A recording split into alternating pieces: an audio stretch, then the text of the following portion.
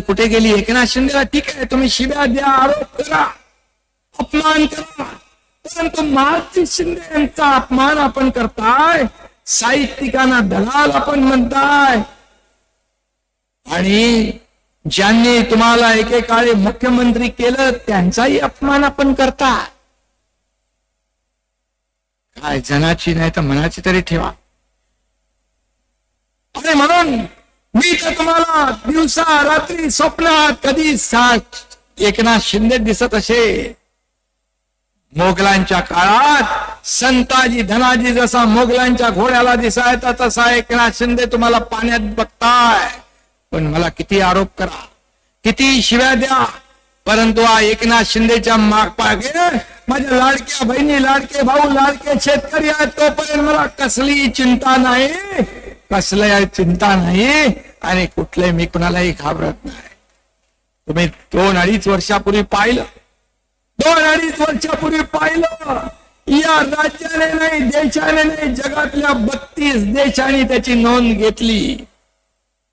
आज इथं आपले सुभाष म्हणे आले, त्याचबरोबर जाधव आले, बाळासाहेब जाधव आणि महाडिक आले, बरोबर. त्यांचं मगाशीच मी स्वागत केलंय. आणि राजन साळवी देखील, ते खरं म्हणजे 2.5 वर्षापूर्वीच यायला पाहिजे होते, व ते राहिले तिकडे. जाऊ द्या, योगायोग लागतो. आणि तेही राजन साळवी आणि त्यांचा परिवार देखील शिवसेनेमध्ये आला. आणि खऱ्या अर्थाने या कोकणामध्ये एकापेक्षा एक चांगले कार्यकर्ते शिवसेनेमध्ये काय येतात. खऱ्या अर्थाने ज्या पक्षाच्या विचारांनाच वाळवी लागली आहे, तिथं कसा राहील राजन साळवी? तो याला शिवसेनेमध्ये.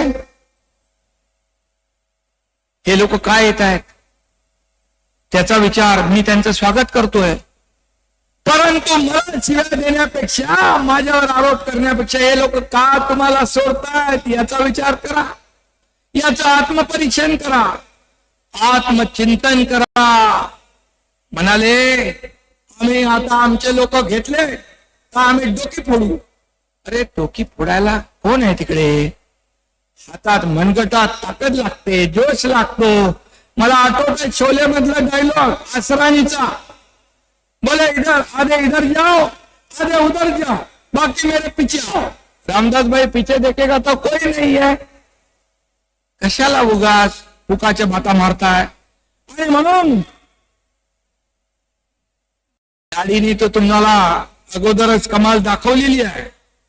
होती दाढी म्हणून उद्ध्वस्त झाली तुमची महाराष्ट्र विरोधी आघाडी आणि सुरू झाली विकासाची गाडी. हे या दाढीने तुम्हाला 2.5 वर्षापूर्वी दाखवले. कशाला माझ्या नादाला लागता? मी कोणाच्या नादाला लागत नाही, मी कुणाला अडवा येत नाही, आणि मी आरोपाने उत्तर देत नाही, तर आरोपाला एकनाथ शिंदे कामातून उत्तर देणार, या राज्याचा विकास करणार. आणि माझ्या लाडक्या बहिणींना मी हे सांगतो, ज्या माझ्या लाडक्या बहिणींची योजना जी केली आहे, इतर ज्या योजना केल्या, कुठली योजना बंद होणार नाही हे खात्री आपण बाळगा. कारण आम्ही खोटी आश्वासनं देणार नाही, जे आम्ही बोलणार ते करून दाखवणार. बाळासाहेब म्हणायचे, एकदा शब्द देताना 10 नाही 100 वेळा विचार करा. आम्ही पूर्ण विचार करून आपल्या योजना सुरू केलेल्या आहेत, आणि आपण भरभरून मतांचा वर्षाव या ठिकाणी केलाय. म्हणून आपल्याला मी मनापासून शुभेच्छा देतो. खरं म्हणजे उदय सामंत, किरण सामंत इकडे आहेत, हे सगळेच लोक इथं आहेत, सगळे आमदार आहेत. इथं आपल्या रामदासबाईंचा छावा योगेश कदम आहे. कदम कदम बढाये जा, असं काम त्याचं चालू आहे. मी सांगितलं त्याला, मी उदय सामंतला सांगितलं, तुमच्याकडे जी खाती आहेत, या खात्याच्या तुमच्या विभागामध्ये तुम्ही ज्या ज्या ठिकाणी आवश्यक त्या ठिकाणी भेटी द्या. मंत्रालयात बसून राहता कामा नये, थेट लोकांमध्ये गेलं पाहिजे, लोकांना ऐकलं पाहिजे, संवाद साधला पाहिजे, त्यांच्या अडचणी समजून सोडवल्या पाहिजे. तात्काळ सगळे मंत्री लोकांमध्ये जाऊ लागले. का घरात बसून राज्य चालवता येतं? हे तर मी नाही म्हणत, पवार साहेबांनी त्यांच्या पुस्तकात लिहिलेलं आहे.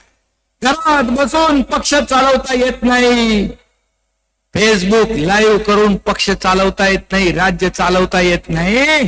त्याला फेस टू फेस लोकांमध्ये जावं लागतं, लोकांमध्ये संवाद साधावा लागतो, बांधावर जावं लागतं, शेतकऱ्यांना भेटावं लागतं, सर्वसामान्य लोकांच्या अडीअडचणी समजून घ्याव्या लागतात. हा एकनाथ शिंदे शेतकऱ्याचा मुलगा, सर्वसामान्य परिवारातून आम्ही आलो. ही शिवसेना मोठी करण्यामध्ये रामदासभाई दानवे साहेब, इतर आपले नेते, या सर्व कार्यकर्त्यांनी शिवसेना मोठी केली.